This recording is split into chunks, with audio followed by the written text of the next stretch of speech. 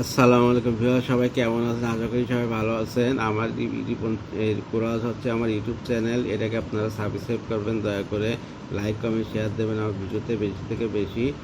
আর হচ্ছে রিপন কোরাস হচ্ছে আমার ফেসবুক পেজ, ওটাকে ফলো করে রাখবেন। লাইক কমেন্ট শেয়ার দেবেন আমার ভিডিওতে, এতে আমি উৎসাহিত হই। এসে জ্যামিতি শিখি। কোণ এ এবং কোণ বি পরস্পর সম্পর্ক কোণ, সম্পর্ক মানে এর যদি সম্পর্ক হয় তাহলে এই সম্পর্ক কোণ 180 ডিগ্রি। এই প্লাসে বি হচ্ছে 180 ডিগ্রি। কোণ এত 15 হলে কোণ বি কত? তাহলে 180 ডিগ্রি থেকে কোণ এ, দুই কোণের সমস্যা 180 ডিগ্রি থেকে 180 থেকে 105 15 বাদ দিলে 65 ডিগ্রি হয়। তাহলে হচ্ছে 65 ডিগ্রি। কোণটি 35 ডিগ্রি কোণের পুরো কোণ। এটা 90 থেকে বাদ দিতে হবে 35, তাহলে পাওয়া যাবে 90 থেকে যে কোনো মানে দেওয়া হলো 55 ডিগ্রি। 55 ডিগ্রি।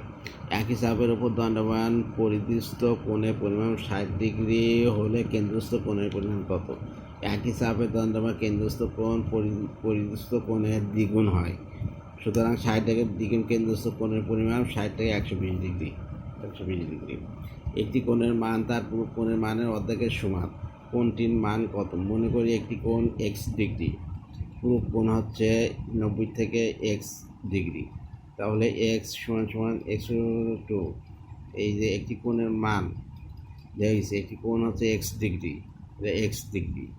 তাহলে তাহলে পুরো কোণ হবে তাহলে 90 থেকে এক্স ডিগ্রি। তাহলে এর অর্ধেক এক্স, কোণটির মান কত? তাহলে এইভাবে বের করতে হবে 30 ডিগ্রি। 30 ডিগ্রি। এ ও বি সরলরেখা দ্বয় ও বিন্দুতে ছেদ করে নিম্নের কোণটি গাণিতিক ব্যাখ্যাটি সঠিক। আমরা জানি বিপরীত কোণ দ্বয় পরস্পর সমান।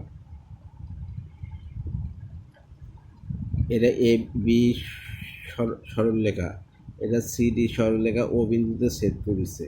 নিম্নে কোণটি গাণিতিক ব্যাখ্যা সঠিক। আমরা জানি বিপরীত কোণ দ্বয় পরস্পর সমান। তাহলে কোণ এ ও ডি বি ও সি, কোণ এ ও ডি বি ও সি। তাহলে এই, ধন্যবাদ আমাদের সাথে থাকার জন্য। এই জ্যামিতিগুলো প্র্যাকটিস করবেন, আর এটা এমসিকিউ আসতে পারে। তাহলে আপনারা প্র্যাকটিস করেন অল্প অল্প সেকেন্ড, প্রতিদিন অল্প অল্প করে শিখলে একটা জিনিস বিন্দু বিন্দু থেকে বড় কিছু আশা করা যায়। ধন্যবাদ, ভালো থাকবেন, সুস্থ থাকবেন।